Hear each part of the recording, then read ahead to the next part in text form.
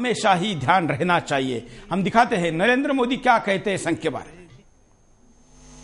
मित्रों, कभी कभी संघ के लोगों के विषय में बहुत जानकारी न होने के कारण उनकी जीवन की जो ऊंचाइयां हैं उसको समझ पाना बहुत मुश्किल होता है और कभी कभी तो एक आध बार जानने के बाद भी रजिस्टर नहीं होती है। मुझे स्मरण है, परम पूज्य डॉक्टर हेडगेवार जी की जन्म शताब्दी का समारोह हो रहा था। तब जो लोग हमारे वैचारिक विरोधी हैं उन लोगों ने एक बहुत बड़ा अभियान चलाया था और वो लगातार लिखते थे, बोलते थे, सेमिनारों में चर्चा करते थे। देखो ये आरएसएस वाले कैसे लोग हैं, ये डॉक्टर हेडगेवार को कौन जानता था, नागपुर में भी कोई पूछता नहीं था।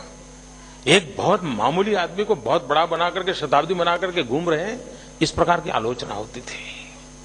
और मुझे याद है उस समय के हमारे सरसंघचालक परम पूज्य रज्जू भैया जी ने बहुत ही सटीक जवाब दिया था। उन्होंने कहा कि हमारे आलोचक जो कहते हैं कि डॉक्टर हेडगेवार जी बहुत सामान्य थे, मैं इसका विरोध नहीं करता हूं। ये सही है कि पूरी संघ व्यवस्था में समाज के भीतर से आए हुए सामान्य लोग हैं। विशेषता ये नहीं है कि लोग सामान्य हैं कि असामान्य हैं, विशेषता ये है कि ये सामान्य लोगों ने असामान्य काम करके दिखाया। और जिनको सामान्य नजरों से देख सकते हैं ऐसे लोगों ने असामान्य काम किया है। मित्रों, इस सारी किताब को पढ़ने से संघ विषय में जो इतने भ्रम है उन भ्रम का निरसन पढ़ते पढ़ते हो जाएगा। बहुत से ख्याल ऐसे हैं कि संघ यानी ये, संघ यानी वो, संघ यानी दिखना। बहुत सी बातें मैंने इसमें उल्लेख किया है।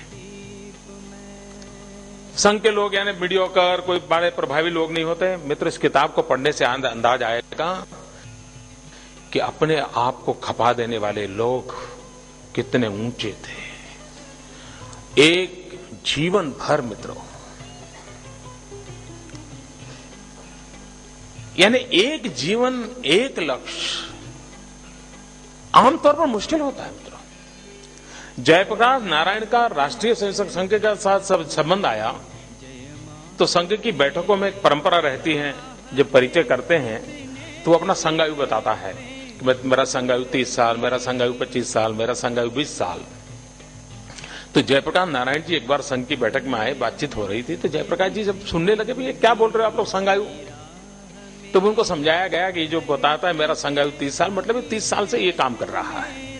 और तब जयप्रकाश जी ने उस बैठक में कहा था कि आमतौर पर व्यक्ति 5 साल 7 साल में नए नए किसी न किसी कार्य से जुड़ता हुआ अपने आप को रास्ता बनाता रहता है।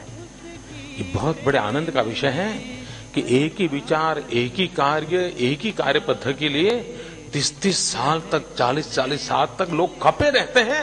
ये अपने आप में एक बहुत बड़ी बात है। तो जीवन भर अपना काम करने वाले, एक का जीवन और एक काम, एक कार्य, एक मिशन लेकर काम करने वाले लोगों के प्रति सरकार का ये रवैया, उसके होम मिनिस्टर का ये रवैया क्या आपको मंजूर है? क्या आप इस विषय पर अपनी कोई बात रखना चाहते? जैसे नरेंद्र मोदी ने कहा कि संघ के अधिकारियों को अगर कोई कहता है कि वो सामान्य लोग हैं तो उनको उस पर कोई आपत्ति नहीं, क्योंकि वो सामान्य होते हुए भी असामान्य काम करते हैं। लेकिन देश का गृह मंत्री तो असामान्य पद पर बैठा है, लेकिन सामान्य व्यक्ति को भी जो शोभा नहीं देती ऐसी बात कहता है, तब एक टीवी चैनल को उसके सामने आकर कार्यक्रम करना बनता है। क्या कहते हैं आप? अपनी बात को रखिए।